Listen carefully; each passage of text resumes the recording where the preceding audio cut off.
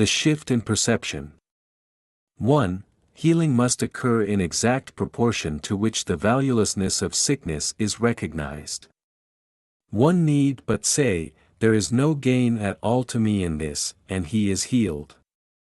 But to say this, one first must recognize certain facts. First, it is obvious that decisions are of the mind, not of the body. If sickness is but a faulty problem-solving approach, it is a decision. And if it is a decision, it is the mind and not the body that makes it. The resistance to recognizing this is enormous, because the existence of the world as you perceive it depends on the body being the decision-maker. Terms like instincts, reflexes, and the like represent attempts to endow the body with non-mental motivators. Actually, such terms merely state or describe the problem. They do not answer it. 2. The acceptance of sickness as a decision of the mind, for a purpose for which it would use the body, is the basis of healing. And this is so for healing in all forms. A patient decides that this is so, and he recovers.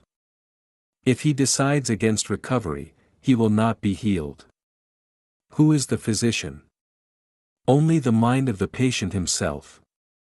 The outcome is what he decides that it is.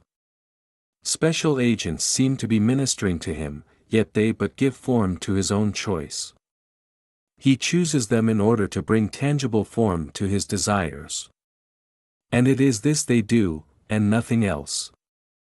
They are not actually needed at all.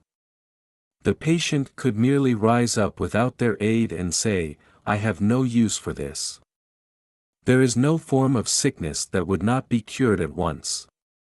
3. What is the single requisite for this shift in perception?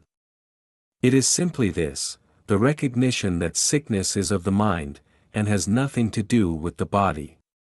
What does this recognition cost? It costs the whole world you see, for the world will never again appear to rule the mind. For with this recognition is responsibility placed where it belongs, not with the world, but on him who looks on the world and sees it as it is not. He looks on what he chooses to see.